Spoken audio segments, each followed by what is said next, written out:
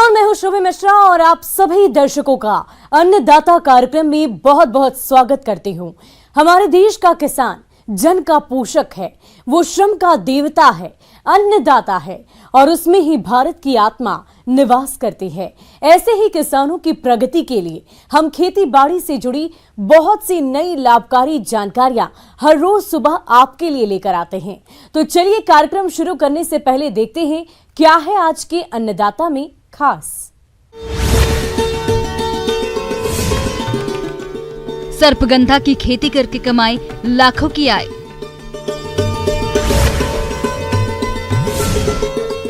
अच्छे उत्पादन के लिए सिंघाड़े की फसल में जरूरी कार्य।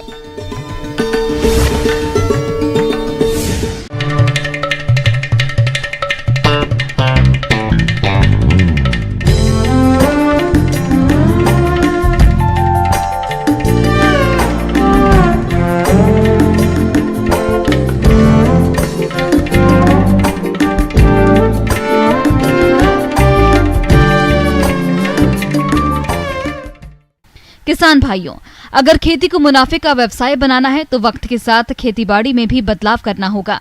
जी हां, जैसा कि पिछले कुछ वर्षों से औषधीय फसलों की मांग तेजी से बढ़ी है, ऐसे में किसान इनकी खेती करके अच्छा मुनाफा कमा सकते हैं।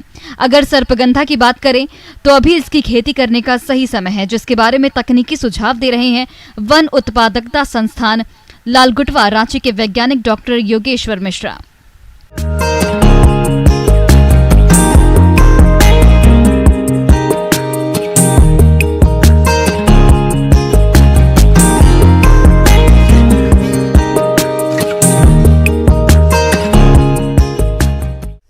आज हम चर्चा करते हैं सर्पगंधा के बारे में, जिसे रॉयल्फिया सर्पेंटिना कहा जाता है। ये बहुत ही महत्वपूर्ण औषधि प्रजाति होती है और जिसका इस्तेमाल हाइपरटेंशन की मेडिसिन या ब्लड प्रेशर जो होता है उसके दवा के निर्माण के लिए उपयोग किया जाता है। पूरे यदि भारतवर्ष में देखा जाए तो इसकी 3 वैरायटी हैं। एक सिमसील वैरायटी जो कि CIMAP Central Institute of Medicinal and Aromatic Plants Lucknow के द्वारा विकसित की गई है, और 2 वैरायटी जो है TFRI RS1 और TFRI RS2, जो कि TFRI जो मेरा पूर्व संस्थान है उस वहाँ मैंने रह करके विकसित किया है। और ये 3 प्रजाति पूरे भारतवर्ष में उपलब्ध हैं और इसके सीड्स हमारे भी उपलब्ध हो सकते हैं यदि किसान बंधु चाहें तो। सर्पगंधा की खेती के लिए बलुई, दोमट और भारी भूमियां उपयुक्त रहती है। साथ ही अधिक जीवांश वाली भूमियों में इसकी खेती सफलतापूर्वक की जा सकती है। इसकी खेती के लिए गर्मियों में एक गहरी जुताई करके खेत को खुला छोड़ दें और पहली बरसात के बाद 10 से 12 टन सड़ी हुई गोबर खाद प्रति हेक्टेयर की दर से प्रयोग करें और इसके बाद एक बार हल्की जुताई कर दें। अब इसके बारे में प्रोपोगेशन या किस तरह से इसका उत्पादन करते हैं इसके बारे में बताना चाहूँगा आपको। इसको सीड के द्वारा उगाया जा सकता है और इसके जो रूट शकर होता है या ट्यूबर जो होता है उसके द्वारा इसको उगाया जा सकता है। सीड द्वारा उगाने के लिए जो है हम सीड प्राप्त करते हैं, जो कि आप देख रहे हैं किस तरह से सीड लगे हुए हैं। इस तरह से लगे हुए सीड को आप हल्का सा रब कर दें या हल्का सा इसको रेतमार कागज या सैंड पेपर जो होता है उससे रगड़ करके, एक केमिकल होता है GA3 जिसे जिब्रेलिक एसिड कहते हैं, उसके द्वारा थोड़ा सा ट्रीटमेंट दे करके, ओवरनाइट ट्रीटमेंट दे करके हम दूसरी सुबह इसको लगा देते हैं। तो इस तरह से आपको भरपूर सीड स्टॉक जो है या सीडलिंग स्टॉक जो है आपका तैयार हो जाता है रोपण करने के लिए। सर्पगंधा की बीज द्वारा बुआई। अच्छे जीवित बीजों को छिटक कर बोया जा सकता है। अच्छे बीजों के चुनाव के लिए उन्हें पानी में 24 घंटे तक भिगो कर रखें। इस दौरान जो बीज पानी में ऊपर तैरते हैं उन्हें निकाल कर अलग कर दें। सर्पगंधा के 30 से 40% बीज ही उगते हैं, इसलिए 1 हेक्टेयर में करीब 6 से 8 किलो बीज की आवश्यकता होती है। इसका बीज काफी महंगा होता है, अतः पहले नर्सरी बनाकर पौध तैयार करना चाहिए। इसके लिए 10 गुणा 10 मीटर की क्यारियों में पकी गोबर की खाद डालकर छायादार स्थान पर पौधे तैयार करें। बीजों को 2 से 3 सेंटीमीटर जमीन के नीचे लगाकर हजारे की सहायता से पानी दें। 20 से 40 दिन के अंदर बीज उपजना शुरू हो जाते हैं। मध्य जुलाई में पौधे खेतों में रोपण के लिए तैयार हो जाते हैं। और इसके रोपण की तकनीक के बारे में बताना चाहूँगा कि 50 सेंटीमीटर बाई 50 सेंटीमीटर के स्पेसिंग पे हम इसका रोपण करते हैं। इस तरह से प्रति एकड़ कम से कम 25,000 या 22,000 के आसपास पौधा लगाया जा सकता है। जड़ों द्वारा बुआई। लगभग 5 सेंटीमीटर जड़ कटिंग को खाद, मिट्टी और रेत मिलाकर बनाई गई क्यारियों में लगाए। इसे उचित मात्रा में पानी लगाकर नम रखें। जुलाई से अगस्त माह में जड़ों से कल्ले फूटने लगते हैं। इनको 45 गुना 30 सेंटीमीटर दूरी पर रोपित करें। 1 हेक्टेयर के लिए लगभग 100 किलोग्राम जड़ कटिंग की आवश्यकता होती है। तने द्वारा बुआई। तने की कटिंग 15 से 22 सेंटीमीटर को जून से जुलाई माह में नर्सरी में लगाते हैं। जब जड़ें और पत्तियां निकल आए और उनमें अच्छी वृद्धि होने लगे तो कटिंग को निकालकर खेतों में लगाया जा सकता है। शुरुआती अवस्था में फसल को रोग और कीटों से बचाने के लिए रोपाई से पहले पौधों को उपचारित करना जरूरी होता है। इसके लिए पौधों की जड़ों को फफूंदनाशक दवा के घोल में 8 से 10 मिनट तक डुबाकर रखना चाहिए। बरसात का समय इसकी रोपाई के लिए उपयुक्त रहता है, अतः आप इसकी रोपाई मध्य जून से सितंबर तक कर सकते हैं। चूँकि ये शेड लविंग या छाया वाली जगह पे होता है ये क्रॉप, तो इसीलिए आप प्रयास ये करें कि जहाँ पर पहले से कोई ट्री वगैरह मौजूद हैं, जहाँ पर प्राकृतिक रूप से छाया पड़ रही है, वैसी जगह पर इसको लगाया जाना चाहिए, जिससे इसका उपज जो है वो ज़्यादा मिलता है हमको। सर्पगंधा की 50 से 60 दिन की पौध जिसकी ऊंचाई 7.5 सेंटीमीटर से 10 सेंटीमीटर हो, उसकी रोपाई कर सकते हैं। नर्सरी से पौध उखाड़ते समय इस बात का ध्यान रखें कि पौधे की जड़ें टूटने न पाए। और यदि आप अप्लाई करना चाहते हैं, हालांकि ये खाद्य पदार्थ के तौर पे यूज होता है, चूँकि इसका रूट यील्ड बहुत इंपॉर्टेंट होता है, इसलिए मैं इसमें FIM या गोबर खाद जो है वो रिकमेंड करता हूँ।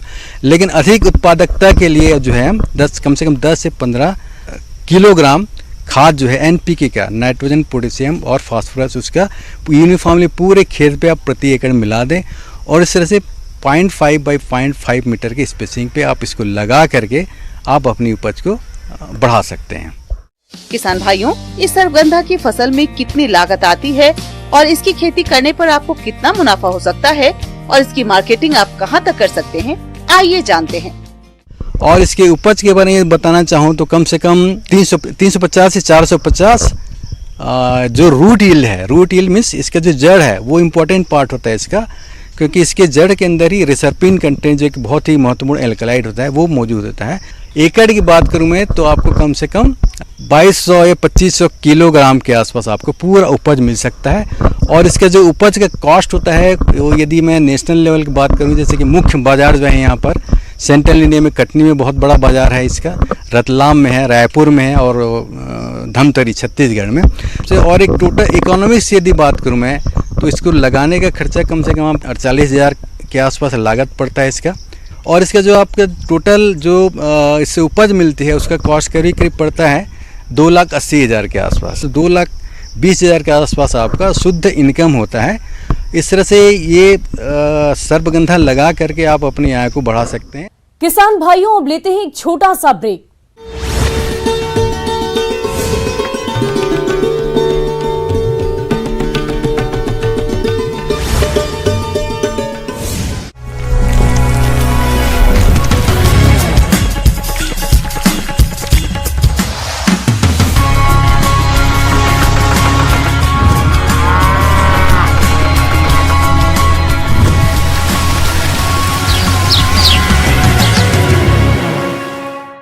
और ब्रेक के बाद आप सभी दर्शकों का अन्नदाता में एक बार फिर से स्वागत है।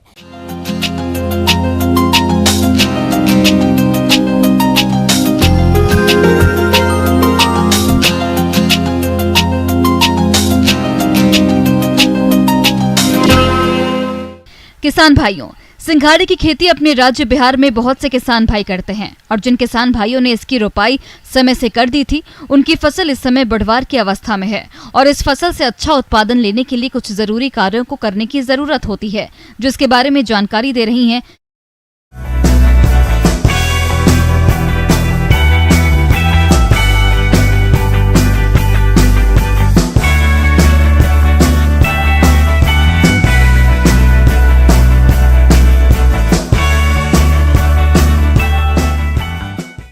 तो किसान भाइयों, जिन किसान साथियों ने आप सिंघाड़ा का खेती किए हैं तो उनका अभी ये अवस्था होगा कि उनके खेत में खरपतवार आ रहा होगा, क्योंकि जो रोपाई का 35 दिन से 40 दिन में खरपतवार फिर से आना चालू होता है और हम लोग उसको तोड़ाई करते हैं।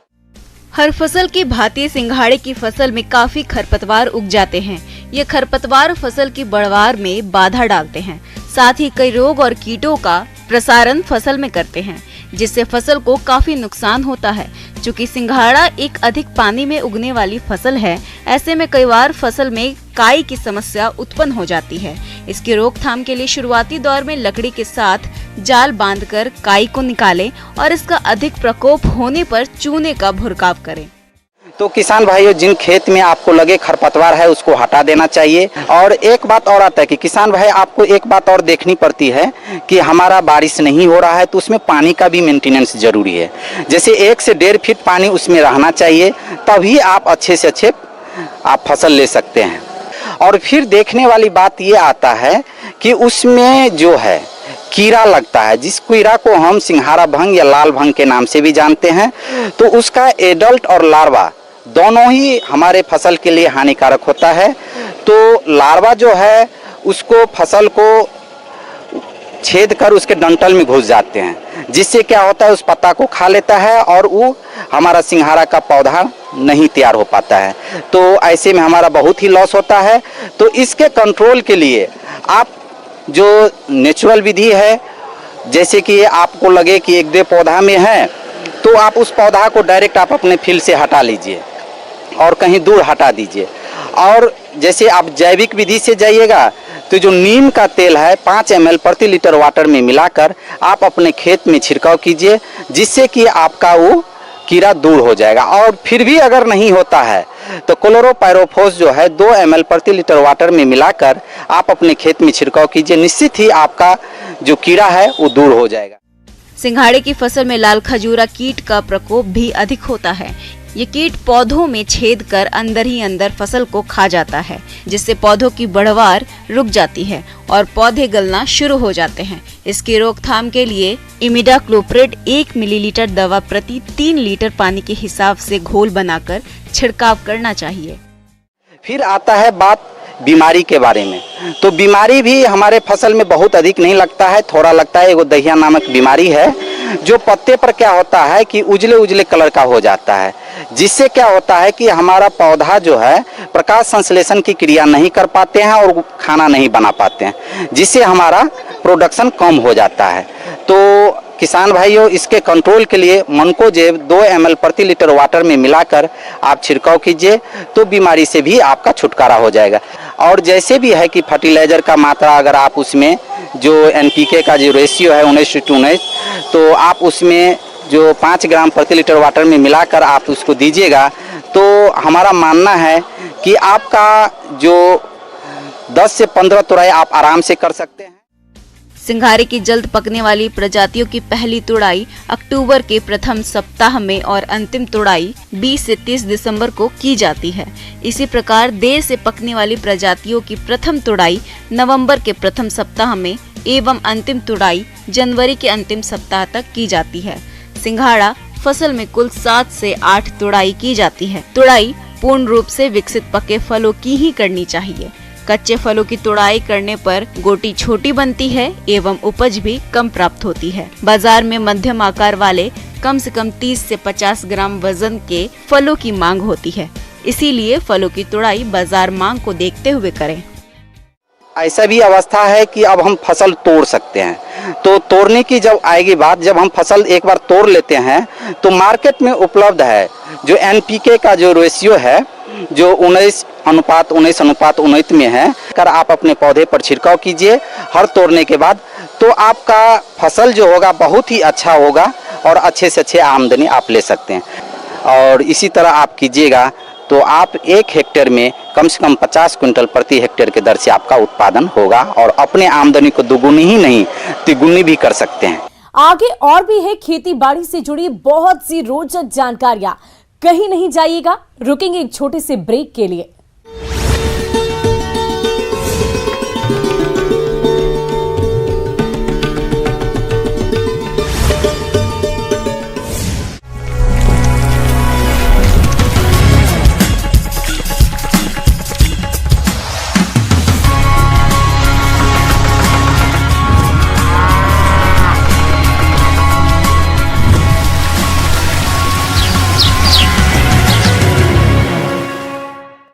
ब्रेक के बाद एक बार फिर से आप सभी दर्शकों का अन्नदाता कार्यक्रम में स्वागत है।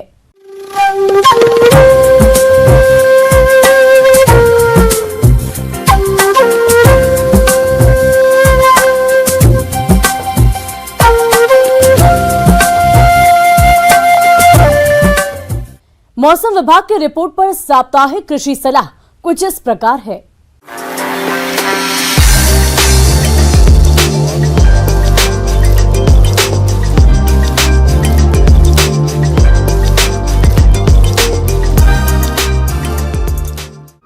ग्रामीण कृषि मौसम सेवा भारत मौसम विज्ञान विभाग बिरसा कृषि विश्वविद्यालय कांके रांची झारखंड द्वारा भेजे गए मौसम पूर्वानुमान रिपोर्ट के आधार पर झारखंड के किसानों को सलाह दी जाती है कि आगामी 5 दिनों के दौरान छिटपुट से हल्की वर्षा होने की संभावना है। इन 5 दिनों के दौरान अधिकतम तापमान 29 से 33 डिग्री सेल्सियस और न्यूनतम तापमान 21 से 22 डिग्री सेल्सियस रहने का अनुमान है। अधिकतम सापेक्षिक आर्द्रता 90 से 95% और न्यूनतम सापेक्षिक आर्द्रता 62 से 86% रहने का अनुमान है। हवा की गति 11 से 17 किलोमीटर प्रति घंटे की रफ्तार से चलेगी। ऐसे में इन क्षेत्रों के किसान भाइयों को सलाह दी जाती है कि मूंग और उड़द की फसल तैयार होने वाली है। इसकी कटाई साफ मौसम को देखते हुए करें और फसल काटने के बाद अगर 1 से 2 सिंचाई की सुविधा हो तो लोटनी यानी तूरिया की खेती करें। इसकी अनुशंसित किस्में पंचाली या पीटी 203 में से किसी एक किस्म का चुनाव करें। 1 एकड़ में बुआई के लिए 2 से 2.5 किलोग्राम बीज, 44 kilogram urea, 66 kilogram single super phosphate और 16 किलोग्राम म्यूरेट ऑफ पोटाश की जरूरत होती है। और शहर के नजदीक वाले किसान फूलों में गेंदा या ग्लेडियोलस की खेती करें। जो किसान आगात आलू या हरा मटर की खेती करना चाहते हैं वे उत्तम बीज, उर्वरक आदि का प्रबंध कर लें और उचित खेत का चुनाव कर मौसम अनुकूल होने पर खेत की तैयारी कर बुआई का कार्य शुरू करें। मटर की अनुशंसित किस्म आर्केल या आजाद मटर में से किसी एक किस्म की बुआई 25 सेंटीमीटर कतार से कतार और 15 सेंटीमीटर पौध से पौध की दूरी पर मेड़ बनाकर ही करें। 1 एकड़ में बुआई के लिए 40 किलोग्राम बीज और 35 kilogram urea, 200 kilogram SSP, 25 kilogram muriate of potash की जरूरत होती है। देर से रोपी गई धान की फसल में इस समय कई तरह के रोगों के आक्रमण की संभावना है। अगर फसल में किसी भी रोग का प्रकोप हो रहा हो तो किसान भाई पत्तियों या पौधों पर इसके लक्षण देखते हुए रोग के नियंत्रण के लिए अविलंब अनुशंसित उपाय करें। धान का झोंका या झुलसा रोग, इस रोग के आक्रमण से पत्तियों पर नाव के आकार का भूरा धब्बा बनता है जिसके बीच का भाग राख के रंग का होता है और धब्बे के चारों ओर गहरे भूरे रंग की पतली पट्टी बन जाती है। बाद में बालियों के नीचे डंठल पर पूरा काला धब्बा बन जाता है जिससे बालियां टूटकर गिर जाती हैं। इस रोग का लक्षण जैसे ही पत्तियों पर दिखाई पड़े तुरंत फसल में कोई भी फफूंदनाशी दवा का छिड़काव करें। छिड़काव साफ मौसम को देखते हुए करें। भूरा चित्ती रोग, इस रोग के आक्रमण के कारण पत्तियों पर छोटे छोटे भूरे रंग के अंडाकार या अनियमित आकार के धब्बे बन जाते हैं। इस रोग का समय पर नियंत्रण नहीं करने पर दानों पर भी धब्बे बन जाते हैं। इस रोग के लक्षण दिखाई देते ही फसल में किसी भी फफूंदनाशक दवा का छिड़काव करना चाहिए। शीथ ब्लाइट रोग, शुरुआत में निचली पत्तियों पर हल्के हरे भूरे रंग का धब्बा, लंबा धब्बा बनना शुरू होता है जो बाद में धीरे धीरे ऊपर वाली पत्तियों पर भी फैलने लगता है और बाद में पुआल के रंग का हो जाता है जो आगे चलकर बालियों में भी दिखाई पड़ती है। इस रोग के लक्षण दिखाई देते ही फसल में किसी फफूंदनाशी दवा का छिड़काव करें।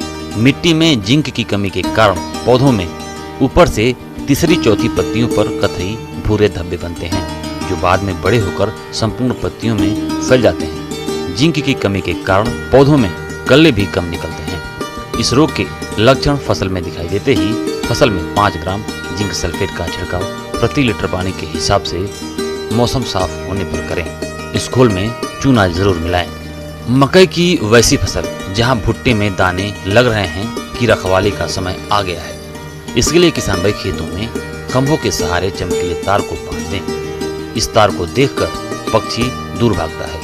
फसल में अगर फल छेदक कीटों का आक्रमण हो रहा हो तो इसके नियंत्रण के लिए नीम से बनी कीटनाशी दवा का छिड़काव 2 से 3 मिलीलीटर प्रति लीटर पानी के हिसाब से घोल बनाकर ऊपरी भाग में साफ मौसम को देखते हुए छिड़काव करें। यूरिया की कमी के कारण जो किसान भाई अपने फसल में यूरिया का छिड़काव नहीं कर पाए हैं, वे फसल में 2% यूरिया का छिड़काव करें। 1 एकड़ की फसल में यूरिया बुरकाव के बदले 6 किलोग्राम यूरिया को 300 लीटर पानी में घोल बनाकर समान रूप से छिड़काव करें। अगले कुछ दिनों में हल्की या छिटपुट वर्षा को देखते हुए विभिन्न फसलों में निकाई गुड़ाई कर आवश्यकता अनुसार खड़ी फसल में यूरिया का बुरकाव या 2% यूरिया के घोल का छिड़काव करें। जिन किसान भाइयों के पास विभिन्न सब्जियों जैसे टमाटर, फूलगोभी, बंद गोभी आदि का बिचड़ा तैयार हो, वे इसकी रोपाई मेड़ बनाकर करें।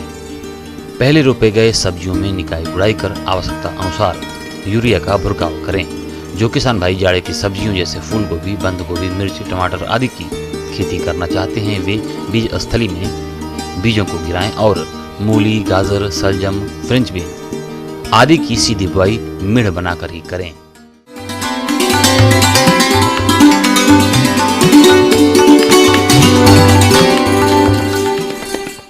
आइए जानते हैं अन्नदाता निःशुल्क फोन के माध्यम से पूछे गए समस्याओं का समाधान।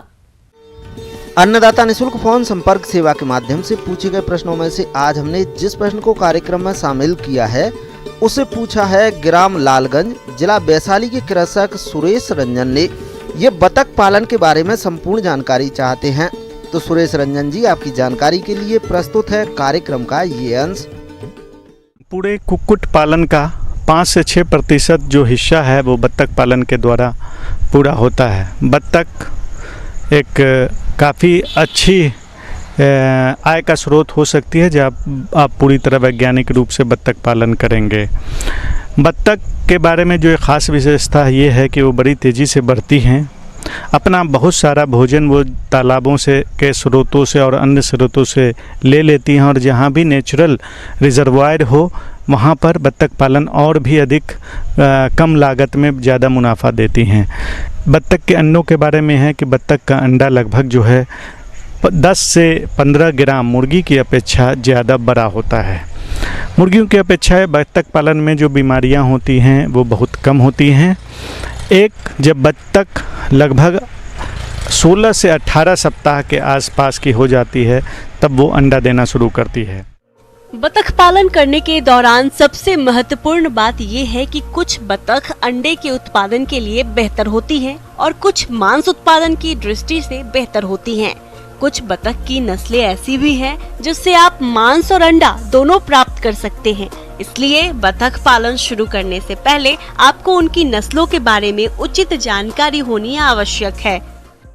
बत्तख की बात करें तो मुर्गियों की तरह ही बत्तख में भी कई प्रभेद होते हैं। जो एक अंडे देने वाली नस्ल होती है उसमें ख़ास करके जो खाकी कैम्बेल हैं, रनर हैं, ये काफ़ी ज़्यादा अंडे देती हैं और खाकी कैम्बेल तो 280 से 300 अंडे तक प्रति वर्ष देती हैं। और बिहार के परिप्रेक्ष्य में या जो लोग अंडा उत्पादन के लिए करना चाहते हैं, ये कम मेंटेनेंस में ये एक बहुत ही अच्छा साधन है।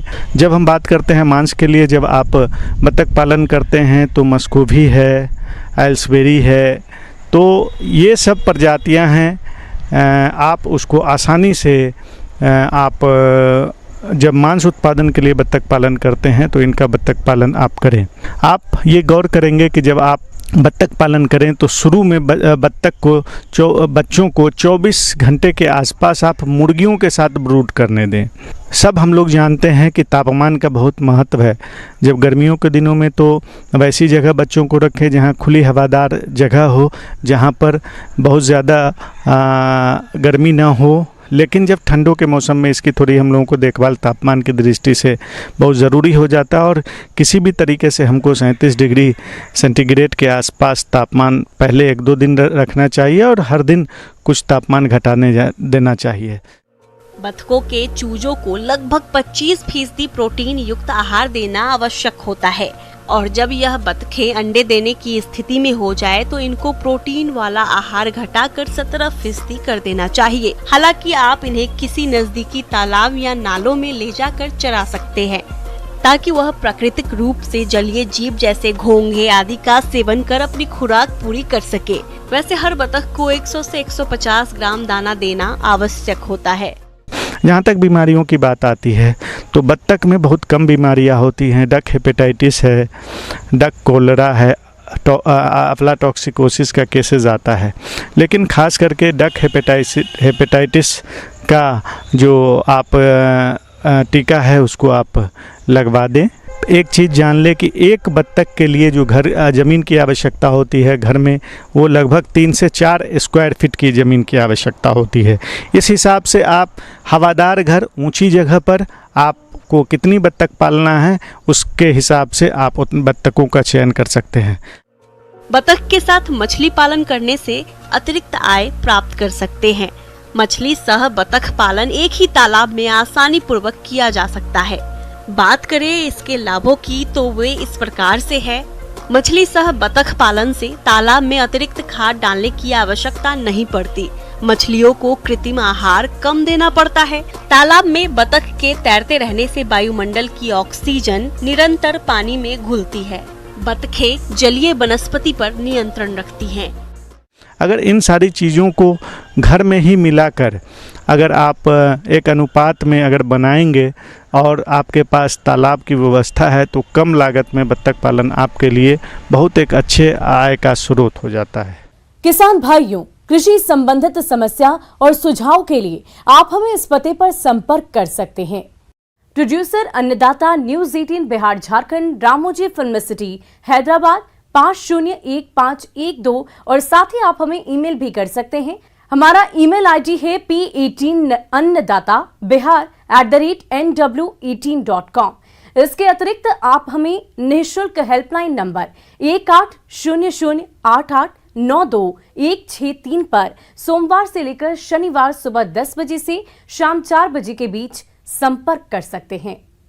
और अब समय हो रहा है आपसे विदा लेने का। कल फिर होगी मुलाकात कृषि से जुड़ी महत्वपूर्ण जानकारियों के साथ। नमस्कार।